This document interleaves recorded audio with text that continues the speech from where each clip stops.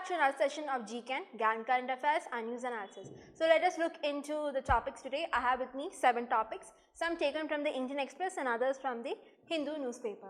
So we have the status of RTI, Right to Information Act, which was introduced in 2005. Then we have the measuring hunger across state. We have a global hunger index with us, and the reason for sustaining lower rank for India and the reasons of hunger in India. Aditya L1 mission, the healthy in the new orbit. Then Diksha platform. Then we have Pirola variant, a COVID new variant that has come, which is of significant concern with the WHO, as per WHO. Then Salimga Fort, Nangrani festival. So this is the topic which we have with us today. So the status of RTI, Right to Information Act. Now this was actually brought about in, RTI was brought in 2005 by the RTI Act of 2005. Now this RTI actually helps activists and other people, help citizens to obtain information and data which are not like publicly available in the platform. So it will help the people to get information and access to the details of the central and state government, what is happening, what are the data which concern the citizens as of a whole. Now it allows any citizen to make requests for the access of data. If you want to get particular information about anything, you can actually request via the RTI platform. And then you can actually get the data which we are asking for. You can actually make request, you can actually apply in the platform, and you can actually pay via your UPI as well. So it makes request for the access of data or any other documents that is of government possession. Also India's RTI, India's Right to Information, is actually considered as, cited as among the most comprehensive public records access legislations in the world. So that is what India's RTI is known as, one of the most comprehensive public records access legislations in the world. So but there are a lot of concerns that are actually mentioned in the newspaper. There are a lot of concerns with respect to the RTI activists as such. They are stating that the system of RTI, that is the information like availability of the free information, is being restricted in one way or the other. There is less efficiency, and because of this there is shutting down of means to hold public officials accountable. Now like certain information actually can be kept by this central government without letting them loose, like some case which is actually kept secret in case of national security and the sovereignty reason, but one clause such that it actually prohibits the personal data disclosure of the citizens by the government. Now in certain we need to know specifically about a person, such details which are not available to the parliament, not available to anybody else, will not be actually disclosed by the government as well. Now this particular act has been misused a lot of time. Another is the Digital Data Protection Act.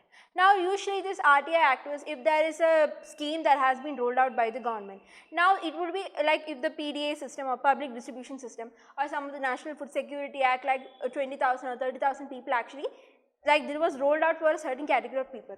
So this RTI activists can actually go to them and actually analyze if they have actually got the benefit, if they didn't receive the benefit, what happened in between that, why these people didn't get the benefit, is there some sort of corruption happening in the ground level or the regional level or the government level. So the RTI activists could actually get personal data, but with the coming of the Digital Protection Act of 2023, there is a complete prohibition of the collection of such data, because of which there is going to be hindrance in the collection of such data by the RTI officials. Now also looking into RTI Amendment Act of 2019. Here the government, the state and the central government has the complete power on the decision of the term, the appointment, the tenure, everything related to the information commissioners.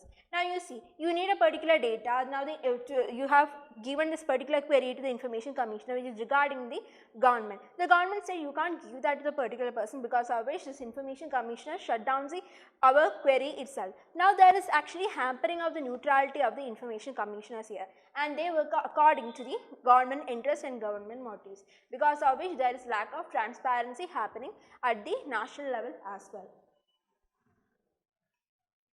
Now looking into some other concerns, all the rules and regulations related to this RTI is actually made by the central and state government. Now, if you are particularly looking into the method of payment, the state can actually decide the center of payments. Like some people actually make payment via the postal office, but that is available in Tamil Nadu, but that kind of method payment is not available somewhere else. So, even this particular policies about the payment also varies from state to state, because each state government can actually make use of their own, and also irregular appointments. If you are particularly looking in a state like Jharkhand, which has been mentioned as an example in the newspaper, the post of information commissioners was actually lying vacant for 2 to 3 years, because of which even if a sudden appointment comes, that will look it as a favoritism, or that guy was appointed because the government was in favor positions, because of which there could actually be a distrust in the public mechanism as well. So, because of which you are looking, there is lot of like problems happening in for the RTI, the information commissioners and the appointment should be neutral, and they have to be appointed. Now, this is violated in a lot of levels in so many states and the national level. Many state government bodies are not even registered in the RTI portal. If this particular government is actually not registered in the RTI portal, like online mode of registration is actually much more easier than conventionally going to a post office or the RTA place, then filing it. It is actually very tedious. So, the online platform is much more like beneficial. You can apply it and then pay the money or the fee via the UPI platforms and such. But many governments, state governments particularly, are not registered in this RTI portal. Now, some of the state government already relies in the RTI portal of the another state. So, that is also taking place. These are the concerns that the article points out. Now, what are the way forwards? We need a greater awareness about the need for transparency, especially in the RTI platform.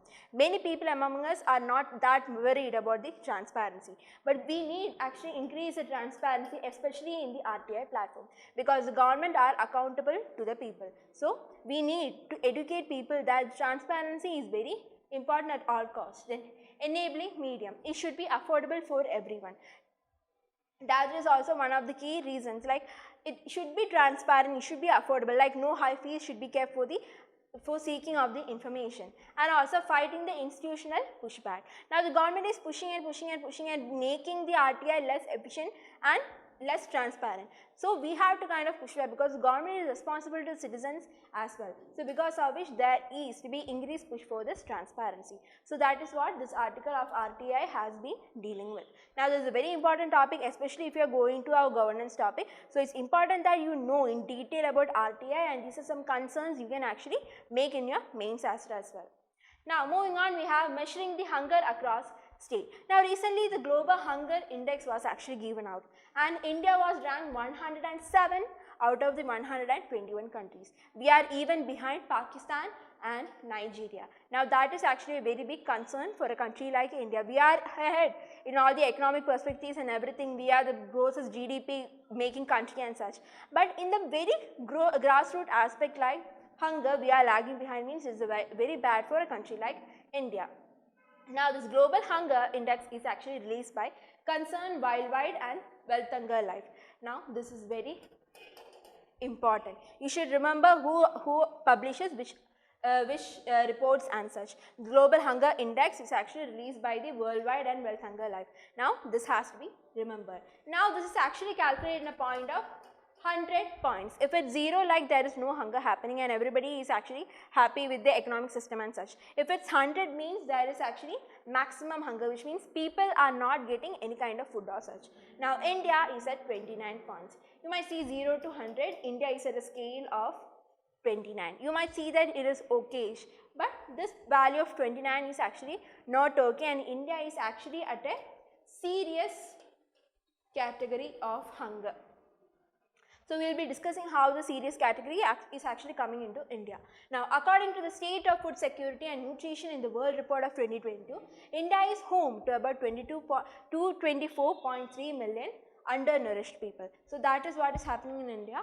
Even if we are at 29 points, you might feel like it's okayish, but that's a very serious category in a case of hunger in India. And as per the State of Food Security and Nutrition in the World Report of 2022, there are about 224.3 million people who are undernourished in India. Now, this Global Health Index actually makes this index is actually brought out with 4 parameters. Now, undernourishment, child stunting, child wasting and child mortality. Now, these 4 are the parameters that is actually used to calculate the global hunger index or hunger index in a particular country. So this is the importance of global hunger index. So if you are looking more into the hungers in between the states, and like if you are looking in this chart, you can see this is India is at a score of 29.1 for 2022 global hunger index, which falls under a serious category. We are under a serious category. So if you are looking 0 to 10, it's okay. If you are looking at 0 to 10, it's okay. There is no serious effects going on, but none of the states in India actually fall under the category of 0 to 10. If you are looking in 10 to 20, majority of states, that's a moderate. You can see the moderates here. Chandigarh, Sikkim, Puducherry, Kerala, Delhi, Mizoram, Manipur, these all fall under the category of moderate. Now we don't have any such states which are coming under 0 to 10, which is the top level of no hunger. Even the very forward going states doesn't have such 0 to 10, but 10 to 20, that is a moderate, we have many states. Now 20 to 30, we are actually entering the serious phase. Now globally if you are looking, India is at the serious phase. We are at the brim of the serious phase, and many states like Gujarat, Uttar Pradesh, Assam, Odisha, Tripura, Madhya Pradesh, Maharashtra and West Bengal are at the serious category. Now they are between 20 to 30, they are in the serious category. Now if you are like 35 to 50 area, there is very alarming condition that is going on. So that is the state condition in Bihar, Jharkhand and Chhattisgarh. So overall looking above 50, if going is extremely alarming, the hunger problem in that country is very alarming. So if you are looking in the different categories in the states as well, Bihar, Jharkhand, Chhattisgarh are in an alarming state. They are above 30. Now there are moderates. Now we don't have any kind of low hunger cases in India. We have from moderate, serious to alarming cases in India. Also the problem here is that India doesn't have any kind of pathway to measure the calorific undernourishment. The last calorific undernourishment we recorded was in 2012. After that, like we have been using body mass index as a way to actually measure this undernourishment. BMI is a ratio between weight and height. Now BMI has actually replaced this undernourishment. So India has a lot of concern, and India has actually put forward concerns in the release of this index. There are a lot of criticism India actually states as well. You can see here India is actually lagging behind many countries like Nigeria, Ethiopia, Congo, even Pakistan as well. So India has actually pointed out some kind of criticism as well. So we will be dealing that. First we need to know what is the reason for hunger in India. So if you are looking, we have lack of nutrition supply rather than food supply. So if you are using with the National Food Security Act, with the PDS system, public distribution system and so on, all the people of India, even in the poorer state, they are actually getting food. So there is no starvation presently in India. But if you are looking like rice and wheat, they don't provide any kind of nutrition level, because of which even if there is no starvation and there is no no people are going hungry, we are not giving them any kind of nutritious food. Like we can substitute the present state of rice and wheat with the present like millet, fruits and vegetables, and even with the fortification of rice by increasing the nutrition value. So these are the methods by which the nutrition can be actually increased in the food. Now another is inequality in terms of availability. During inflation, the price of the food rises, because of which these food are availability of these food are being hindered to the lower section of the people, and these are afforded only by the rich section of the people. So because of inflation, there is an inequality in terms of availability of the food as well. Now lack of adequate data. Even with all the NSSR data or the NS data and such, India is not able to capture the exact calorific requirement, nourishment requirements and such in India, because of which there is no real term picture of the hunger or the undernourishment in the ground level of India as well. So that is some reasons that the article mentions for the reasons of hunger in India. So if you are looking at the criticism, what the Indian government state is that, like all this actually the index has to be based on the opinions and polls of a large section of people. But they state that 3 out of the 4 indicators used for the calculation of the index are related to health of children, and they cannot represent the entire population. Now the sample was just taken from about 3,000 to 4,000 children only. Now with this sample analyzed from 3,000 to 4,000 children, you cannot actually identify the health condition of all the children that are there in India. That is one of the criticisms that the Indian government has pointed out. The fourth and the most important indicator is the estimate of proportion of undernourishment. population, like the opinion poll was conducted in a very small sample survey about 3000. So that is also like this 3000 of small sample survey doesn't actually represent the hunger or the quality of nutrition in the entirety of population in India. Now we have the Eat to Fit campaign, Poshan Abhiyan, PM Madru Vandana Yojana, National Food Security Act and such, which actually is ensuring providing of hunger and such. So because of all these acts and because of all these schemes and such, we cannot actually portray that India is at 107th position. We cannot actually claim that. That is one of the criticism that the Indian government has stated. Now, so that is about this whole article. Now moving on, we have the Aditya L1.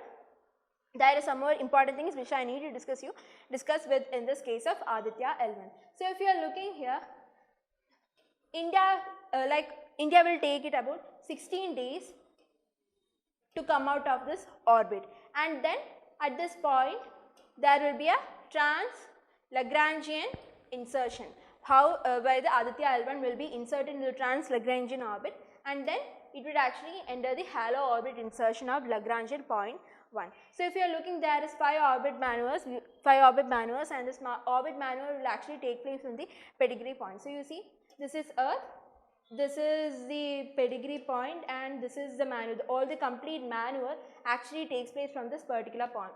So that is the perigee position.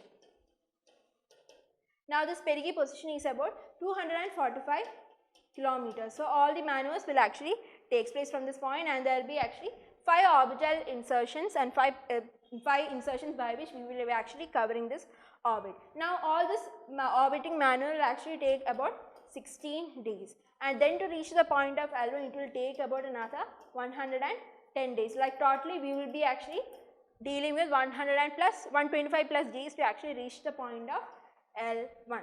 So we will reach 125 days, and the mission life is about 5 years. This will be L1 will be placed at the Lagrange point 1 in 5 years.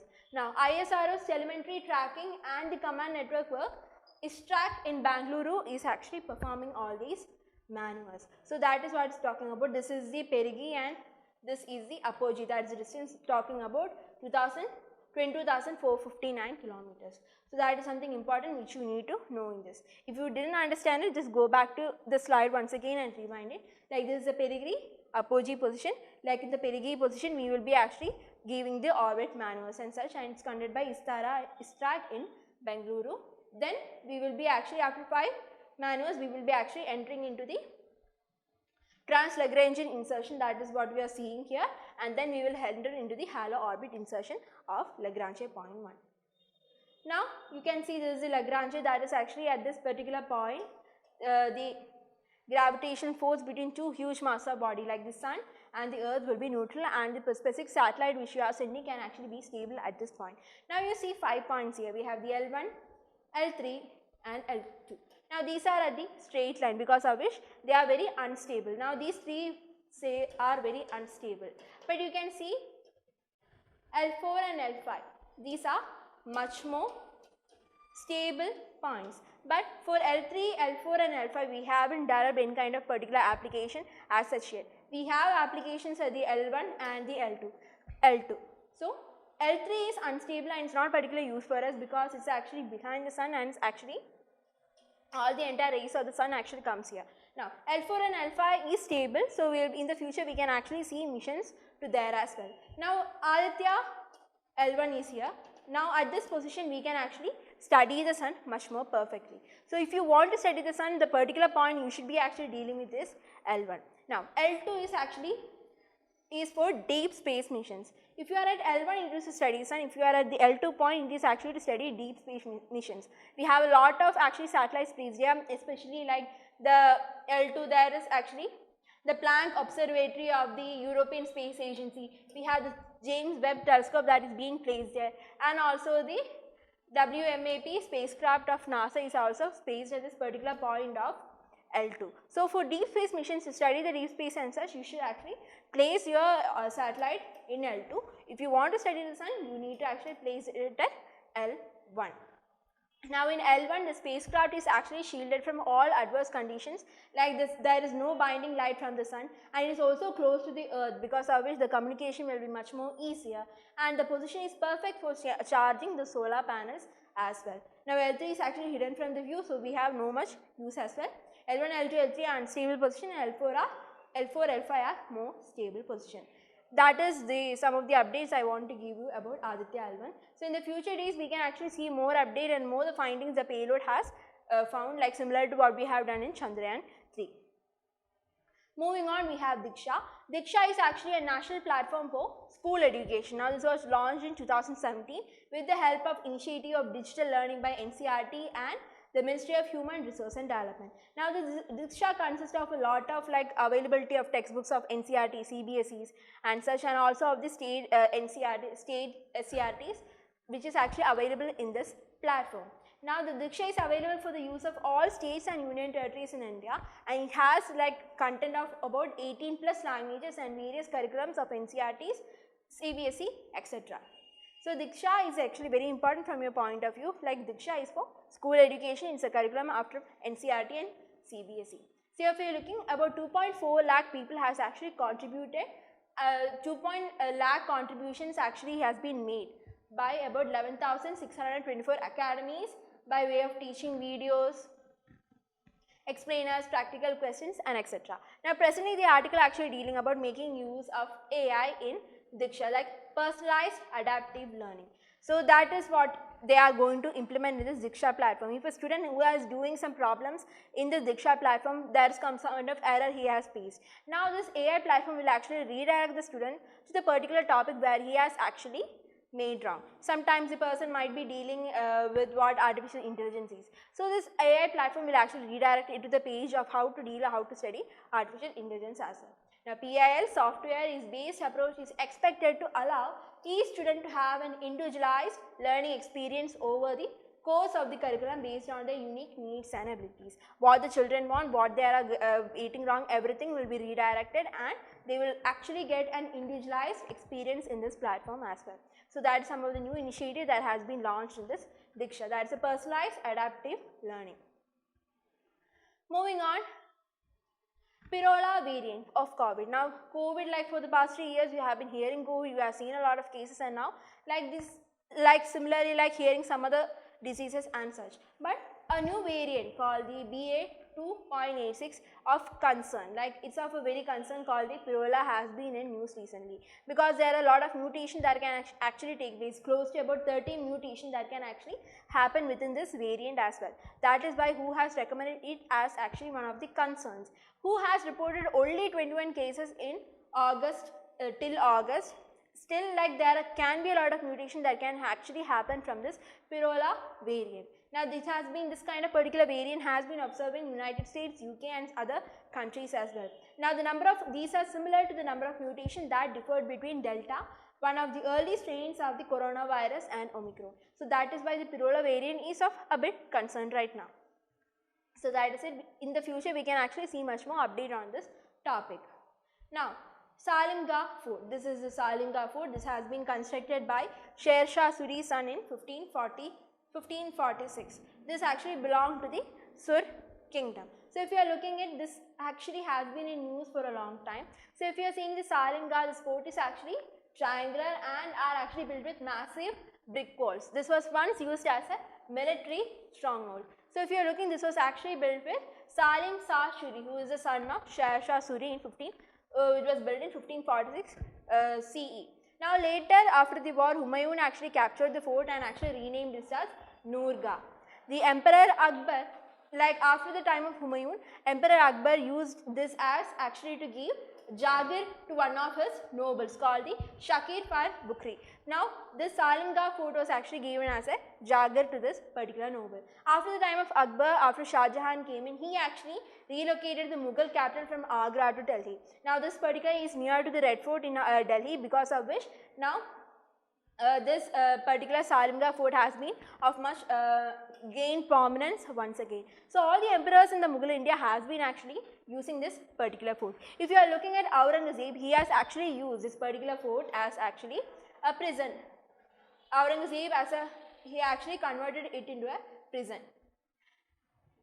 Converted it into a prison. Even during the revolt of 1858, it is believed that the Emperor Bahadur Shah Zafar actually operated from this particular stronghold. Then if you are looking into the Indian freedom struggle, our Indian National Army was formed, and then after their failure in 1945, these Indian National Army prisoners were actually brought into the stronghold and they were tortured. So this particular Salinga fort is actually is turned into a memorial in 1995 to actually aid the Indian freedom fighters and show their valor in this valor. So this was actually renamed as Swatantra Senani Samarak in 1995. So that is a lot of history that has been dealing with this Salingar fort. So you remember the history of going, this is the Salingar fort, it's in triangular in shape, made with actually completely of brick walls. This is actually near to the Red Fort. So the history of Sher Shah Suri, then Humayun, Akbar, Shah Jahan, the use of Aurangzeb as a prison, then during the 1857 revolt and the Indian freedom struggle. Now moving to the last topic, we have the Nagrani festival. This is actually a traditional bull racing event that is taking place in Maharashtra in a district called the Ratnagiri district. At particularly a village of Margatam Hene village. Now this is actually conducted by farmers. Farmers run with this bull during this festival. Now there is not much available more on this. So this Nagrani festival is actually related to the farmers. This is actually a traditional bull racing event. So keep that in mind. So that was the last topic. Practice question. The Central Information Commission is responsible for what? Implementing the RTI Act at the state level, hearing complaints and appeals regarding the Act, enforcing penalties for non-compliance with the Act, conducting awareness campaigns about the Act. Hearing complaints and appeals regarding the Act is what is actually the duty of the Information Commissioner. He has to actually deal with all the queries and give answers to the queries. So that is it for today. It has been a 7 topics has been dealt today. So we will be seeing more again tomorrow. I will be back with new current affairs tomorrow. Thank you and have a nice day.